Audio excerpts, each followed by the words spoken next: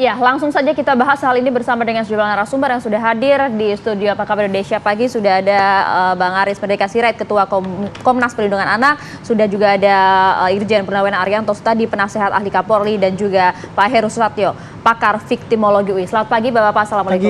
Pagi. Ya, saya langsung mau ke Bang Aris. Bang Aris, kita tahu bersama kasus ini bergulir dilaporkan sejak Januari. Kemudian baru-baru ini pihak kepolisian menetapkan kasus ini bukan pemerkosaan tetapi persetubuhan. Tanggapan KPAI?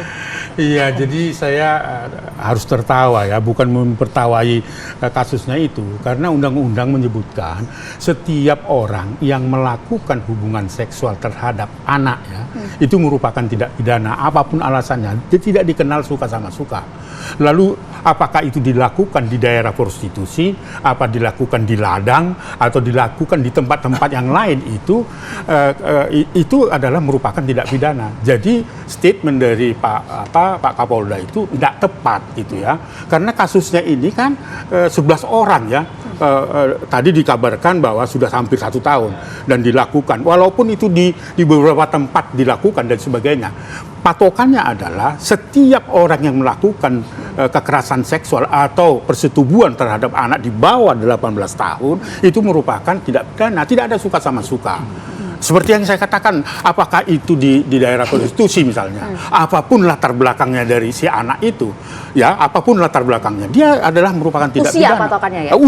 Usia, ya kalau misalnya siapapun yang melakukan hubungan seksual sekali lagi kepada anak, itu sudah merupakan tindak pidana. Jadi tidak tepat statement dari Pak Kapolda itu menurut saya. Kita bukan memperdebatkan ini perkosaan, ini persetubuhan. Ini mengakibatkan korban itu rahimnya itu rusak, dan pada hari ini mungkin ya mudah-mudahan kalau tidak ada halangan akan dilakukan operasi. Itu kan dampak dari situ. Terus kita bicara tentang persetubuhan.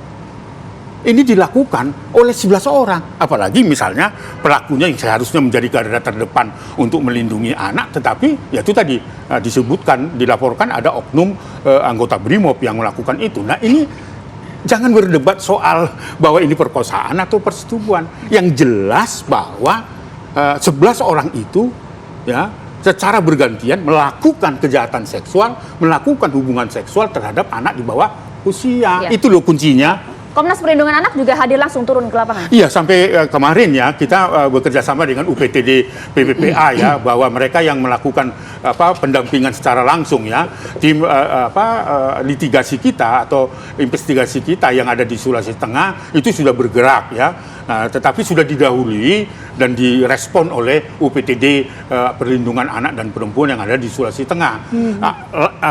Apa artinya yang mau saya katakan? Bahwa ini harus betul-betul mendapat perlindungan, karena dampaknya itu perut sakit, kemudian dicoba akan dioperasi ya, karena terjadi infeksi pada rahim dan sebagainya. Pertanyaannya, kita mau diskusi perkosaan atau persetubuhan? Ini fakta, 11 orang loh. Nah kalau kita sudah tahu 11 orang pelakunya, unsur paksaan, saya kira di dalamnya ada tentunya bujuk rayu, tipu muslihat, janji-janji yang disebutkan kan, betul itu proses itu ada. Bahwa Komnas Perlindungan Anak sangat prihatin terhadap itu, dan saya minta dukungan Pak Arianto nantinya untuk Kapolda mencabut statement itu, karena seolah-olah anak ini dagang gitu loh. Oke, Pak Arianto, soal perkosa, persetubuhan, apakah nanti maknanya akan berbeda dalam hukum? Tapi kalau misalnya tadi Bang Aris bilang, ya ini karena mau anak di bawah umur, mau itu disebut perkosaan, persetubuhan, sama-sama kekerasan seksual. Baik, terima kasih ya. Saya diundang ini, terima kasih sekali bisa meluruskan. Perkosaan itu istilah dari media. Istilah umum yang dipakai untuk suatu kekerasan seksual yang tidak dikehendaki oleh pihak yang wanita. Itu bahasa media. Tapi yang disampaikan oleh Pak Kapolda itu adalah bahasa hukum. Kalau dulu perkosaan itu, wah kan kalau diberitakan kan serem gitu ya. Serem, sadis dan sebagainya, sehingga ancamannya hukumnya berat gitu. Makanya setiap orang yang melakukan gitu tuh harusnya perkosaan, bukan persetubuhan. Tetapi kalau kita mengacu pada KUHP undang-undang yang lama, pidana itu ancamannya cuma 9 tahun cuman. Justru sekarang dengan Undang-Undang Perlindungan Anak, itu istilah perkosaan itu tidak ada, Pak. Di dalam hukum tidak ada. Maka kalau menurut saya, Kapolda itu yang diomongkan adalah delik yang ada di dalam hukum pidana yang berlaku sekarang ini. Nah, ini kasus ini melibatkan anak, sehingga yang dipakai lex spesialis, undang-undang khusus untuk anak. Makanya yang diperlakukan adalah undang-undang yang sekarang ini 35 2014 perbauan daripada 23 tahun 2002. Yang mana di situ anak adalah batasan umurnya di bawah 18. Kalau pidana yang lama 15 itu malah. Tapi justru dengan undang-undang yang baru ini dia terjerat walaupun perlakuannya dulu sekarang pun 16 masih masuk. Dan ancaman hukumannya untuk yang ini yaitu lebih dipertegas tuh. Kalau dengan kekerasan ataupun membujuk itu ya, bunyinya cuma siapa saja melakukan persetubuhan. Dengan kekerasan ataupun apa. Ya, itu ancamannya minimal 5 tahun, maksimal 15 tahun. Jadi Kapolda ya dengan mengatakan istilahnya itu persetubuhan, itu adalah istilah hukum dan itulah yang bisa disasar nanti untuk penegakan hukum pada itu. Kalau dengan bahasa tadi terminologi persetubuhan, apakah di situ juga Pak nanti akan berhubungan gitu dengan tindakan memaksa atau mungkin ada persetujuan itu gitu? Mau memaksa mau enggak, justru dengan aturan yang baru itu lebih mudah hakim untuk membuktikan. Karena di situ hanya persetubuhan anak di bawah umur dengan cara memaksa, membohongi dan sebagainya. Jadi ini ya terhadap 15-11 itu tadi, itu sekarang justru dikenakan pasal yang paling berat untuk tindakan yang mereka lakukan itu. Kalau kita ngomongnya pakai perkosaan susah Pak, nanti ditanya suka sama suka ya itu bukan perkosaan kan itu. Makanya itu sekarang udah jelas ini kok. Pasal yang diterapkan di situ sudah jelas pasti pasal pasal Undang-Undang nomor 14 tahun 2014 nomor 35 ya. Pasalnya itu 81 ayat 2 itu yaitu dengan iming-iming itu tadi. Kalau ternyata itu nanti miss gitu ya, bisa dikenakan yang bahwa orang yang membiarkan perdagangan anak itu bisa. Jadi apapun motifnya itu ya, kalau mereka berdalih bahwa lu saya kan saya bayar, saya ini selesai urusannya itu tetap aja kena ancamannya 5 tahun minimal, maksimal 15. Tapi itu yang dikhawatirkan oleh Bang Aris, Pak, bahwa jangan sampai kemudian nampaknya korban ini nampak berdagang, nampak suka sama suka jika narasinya adalah persetubuhan. Ya. Itu tadi. Ditahan dulu, dijawab nanti saja ya sesaat lagi. Iya, kami lanjutkan pemirsa. Pertanyaan menggantung saya tadi Pak Arianto. Memang ini ditujukan agar nanti upaya hukumnya bisa maksimal oleh pihak kepolisian. Tapi narasi persetubuhan ini yang udah dikhawatirkan oleh Komnas Perlindungan Anak. Itu Anak. tadi saya kira hanya kesalahan persepsi dari publik ya. Jadi termasuk Pak Siratito tadi. Kalau tidak dipakai perkosaan itu bukan meringankan kasus itu. Karena kalau kita pakai istilah perkosaan di dalam hukum tidak ada itu. Tidak pidana perkosaan itu di dalam KUHP pun tidak ada, di dalam undang-undang yang baru tidak ada. Yang ada cuma persetubuhan gitu bunyinya gitu. Jadi, tapi ancamannya di situ justru lebih berat. Kalau yang dulu cuma maksimal 9 tahun, ini minimal 5 tahun dan maksimal 15 tahun gitu. Mau memaksa ataupun mau pakai iming-iming ataupun dia hanya seakan-akan menjual gitu ya, jadi memperdagangkan kan, karena dia memakai kemudian membayar itu kan sudah nama juga memperdagangkan anak, itu masuk dalam itu. Pasalnya jelas itu pasal 76 D, E, F. Kalau D itu memaksa dengan kekerasan, kalau E itu dengan mengiming-iming, kalau F itu dengan itu tadi masuk dalam memprostitusikan anak-anak, memperdagangkan. Iya. Nah, Ancamannya. karena itu maaf Pak, mohon bantuan Pak Arianto untuk meluruskan ini, karena bagi saya perspektifnya harus anak apapun latar belakangnya, apapun itu tidak boleh melakukan hubungan seksual terhadap anak di bawah betul. 18 tahun, apalagi orang yang membiarkan dan melihat gitu kan. Dan bukan satu orang. Nah, bukan soal 11 orang dan sebagainya. Deliknya itu clear Pak. Jadi 11 betul. orang itu pasti akan disasar. Justru yang dipakai disasar ini adalah undang-undang yang paling besar ancamannya dan paling mudah pembuktiannya Pak. Dia nanti nggak bisa berkelit itu, enggak sama suka. Kalau dulu kan sering gitu ya terjadi. Saya dulu polisi lama itu kalau ada kasus perkosaan gitu ditanya, kamu suka kok, berarti gagal kan. Nah, sekarang nggak pakai itu, kita pakai itu aja. Bunyinya cuma persetubuhan, mau pakai alasannya apapun, tapi itu sasarannya anak, itu kena masuk. Oke, baik. Ini nanti saya juga konfirmasi pernyataan dari Pak Kapolda Sulteng ya ke Pak Arianto. Tapi saya mau ke Pak Heru dulu. Pak Heru, kalau dengan kondisi seperti ini, korban sudah harus dioperasi karena ada dampak yang luar biasa. Pelakunya 11. Hak apa yang paling, hak keadilan apa yang paling tepat dalam hal ini untuk korban? Iya, tentunya yang jelas dia benar-benar korban ya, karena tidak semua korban benar-benar korban. Ada korban yang ikut berkontribusi, ada korban yang lebih salah daripada sang pelaku, juga ada korban yang inosen ya. Ini korban betul-betul korban karena dia masih anak-anak dan tersangka pelakunya ada 11 orang.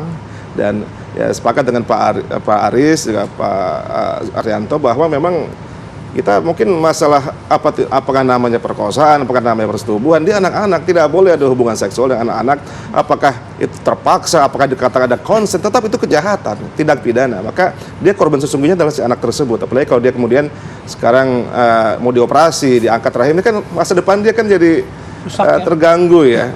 Pertama ya nama dia, kemudian fisiknya, masa depan dia terganggu dan traumanya juga ya. Mungkin kalau sang pelaku kejahatan tersangka sudah dipidana kemudian keluar selesai. Tapi bagi sang korban trauma dia seumur hidup ya. Trauma kemudian tidak sekedar fisik yang sakit, tapi trauma juga berkepanjangan. Apalagi dia masih anak-anak juga. Maka saya kira hak dia banyak yang harus diperhatikan, hak atas pendampingan hukum, kemudian juga hak PTSD untuk pendampingan traumanya, psikososial trauma, kemudian juga hak bantuan medis, kesehatan, juga apakah nanti diajukan ke LPSK, apakah kompensasi ataupun restitusi itu juga harus dipikirkan karena tidak bisa begitu saja tersangka dipidana kemudian lepas dan tidak ada kontribusi kepada sang korban. Juga negara pun juga harus bertanggung jawab tidak langsung. Kalau misalnya Pak Heru beberapa tema pernah kita bahas ya soal kondisi kriminalitas. Kalau dari peristiwa yang sekarang ini, apakah kondisi relasi kuasa juga menjadi peranannya sangat penting di situ? Sangat kelihatan ya. Apalagi kan tersangka ini rata-rata orang dewasa semua ya. Bahkan ada yang diduga anggota polisi, diduga kepala desa, dan juga orang-orang yang konon mengiming-imingi pekerjaan kepada dia ya.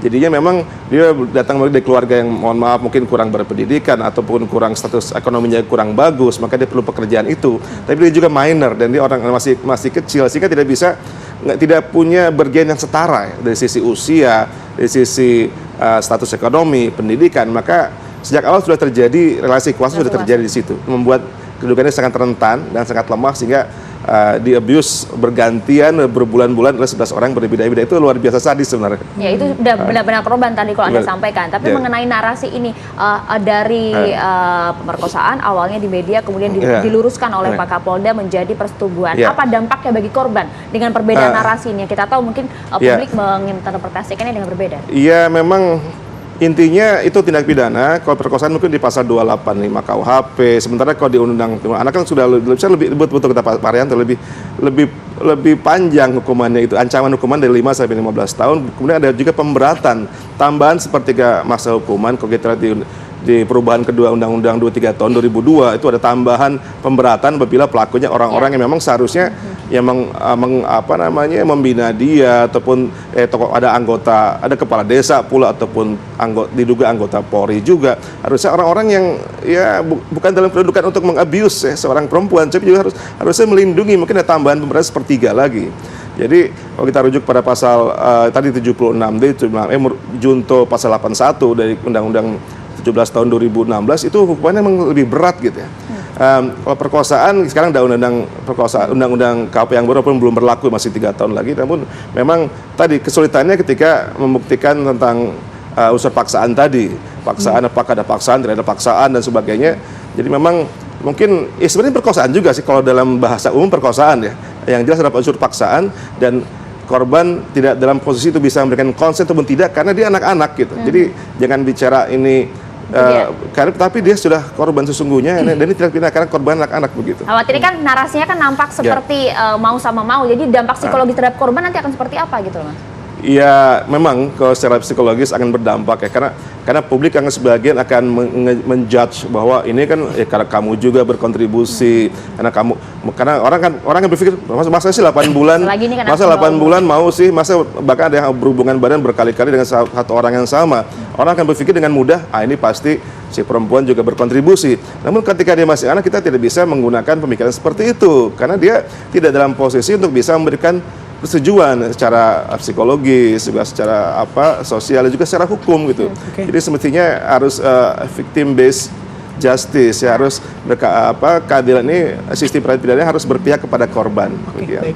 Pak Heru, Pak Arianto, Bang Aris kita lanjut lagi ya sebentar lagi, tapi kami harus jeda terlebih dahulu. Kami akan kembali sesaat lagi.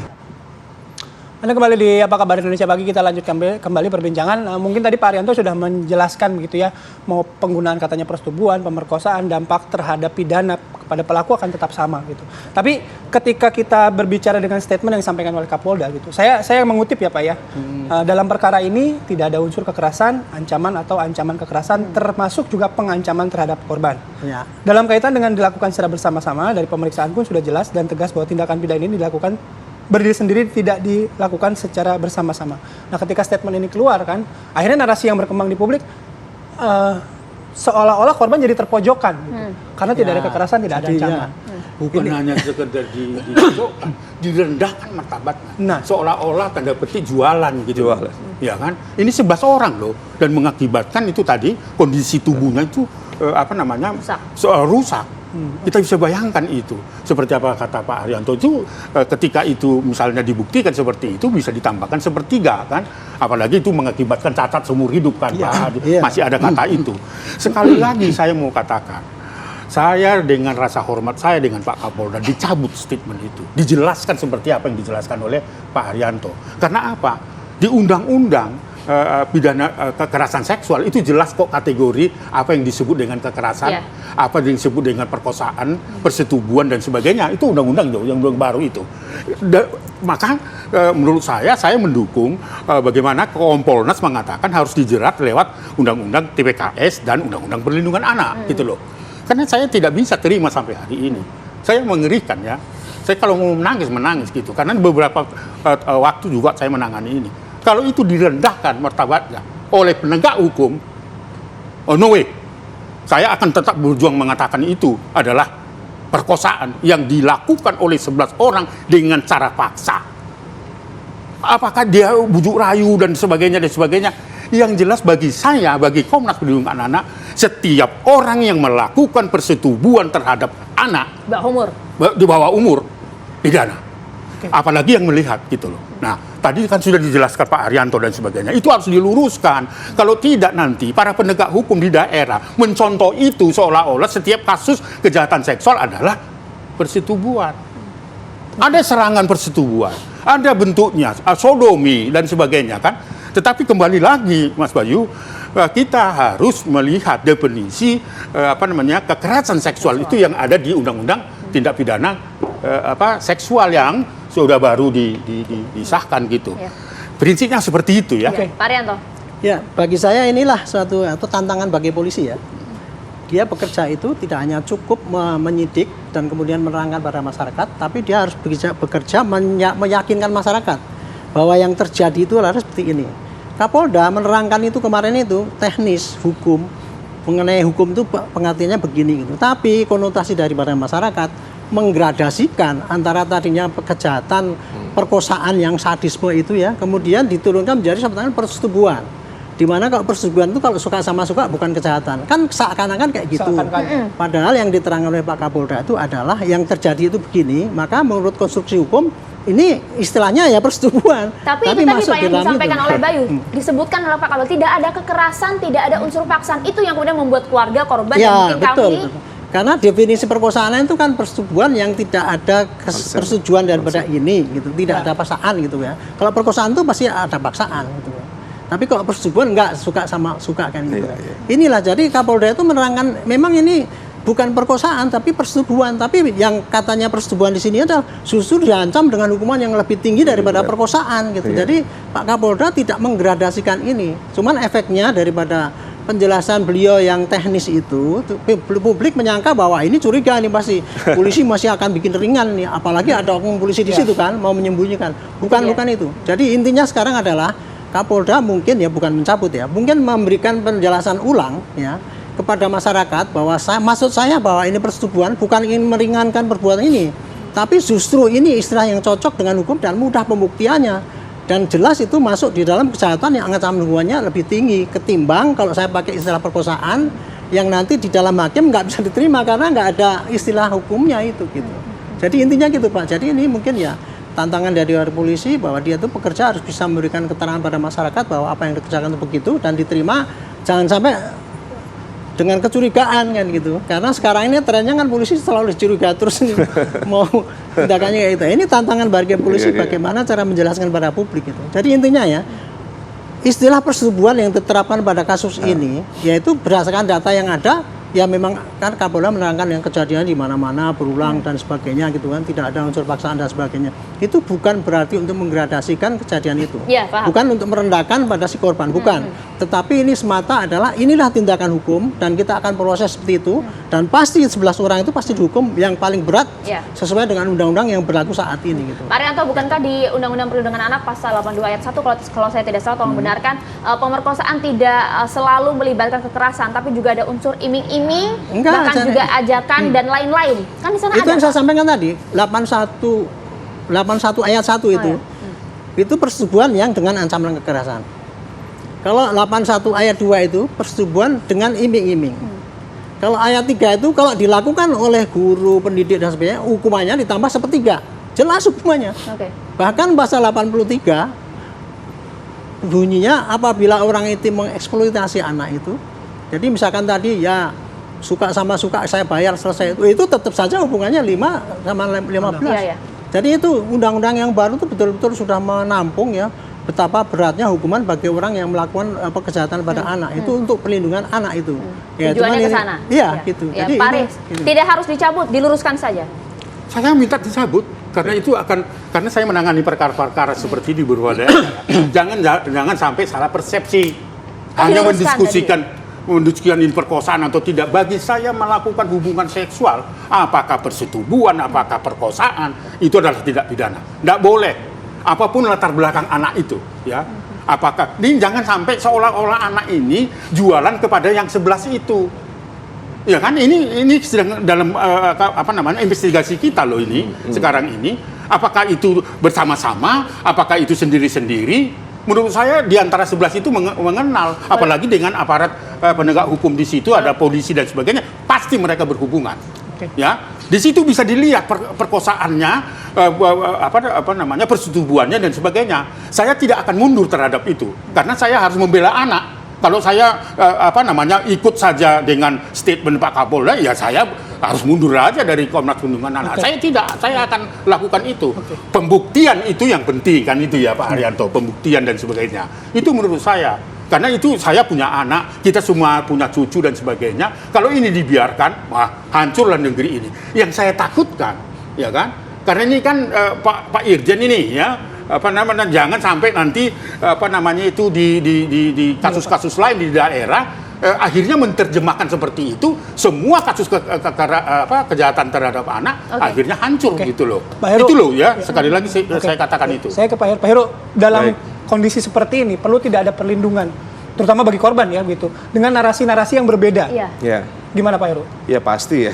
Karena ya korban kan tadi dia sudah menderita secara fisik, juga secara psikologis, juga secara sosial, secara seksual, dan sekarang mengalami label.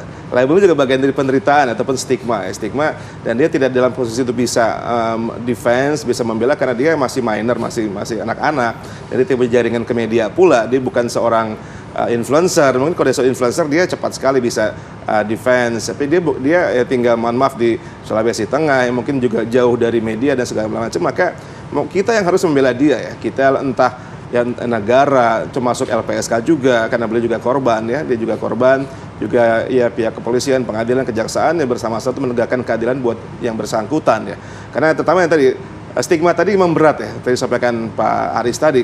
Karena orang berpikir langsung, ini pasti dalam tanda kutip maaf jualan gitu ya. Kok sampai 8 bulan, ganti-ganti laki-laki, bergiliran, nggak cuma sekali. Orang berpikir ini jualan. Nah ini harus yang diluruskan. Karena ya minor ataupun children ataupun anak tidak punya kapasitas untuk ya dijudge ataupun dianggap sebagai berkontribusi karena ini masih anak-anak gitu. Jadi relasi kuasa sangat terlihat sekali. Dan saya berpikir kita juga harus menggunakan undang-undang TPKS, tindak pidana kekerasan seksual. Jadi bukan hanya undang-undang perlindungan anak yang sudah bagus tadi, tapi juga undang-undang TPKS. Di situ hak-hak korban juga termaktub lebih jelas, pendampingan, perlindungan, kewajiban negara, pemerintah, masyarakat, media termasuk juga di situ lebih jelas tercantum dalam undang-undang tersebut. Jadi saya kira perlu kolaborasi dan kerja sama dari seluruh counterpart di seluruh mitra dan juga stakeholders. Stakeholder ya. Oke. Iya. Oke, Pak Arianto, terakhir Ya. bagaimana menyikapi gini? Bagaimanapun ketika statement Pak Kapolda sudah keluar, opini masyarakat sudah berkembang. Ya. Pak Arianto hadir di sini memberikan penjelasan, Besar. juga mungkin ada juga yang tidak mendengar dan lain sebagainya. Opini itu kan akan selalu ada, Pak Betul. Arianto.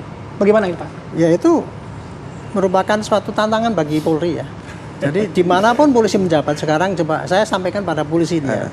Anda berbuat baik pun sekarang itu ya, ternyata masih dikonotasikan kurang baik karena cara penyampaian yang salah persepsi. Jadi sekarang ini tadi kan korban itu perlu dilindungi gitu. Hanya dengan statement penjelasan yang sebetulnya itu tidak ada niat untuk menggradasikan saja udah dinilai kurang melindungi korban kan gitu kan. Nah, makanya itulah jadi polisi itu kalau bertindak sekarang itu hanya tidak cukup dengan tidak cukup dengan legal. Tugas dia sesuaikan dengan hukum selesai, tapi harus legitimate. Dianggap diakui oleh masyarakat lah bahwa polisi itu melindungi rakyat gitu.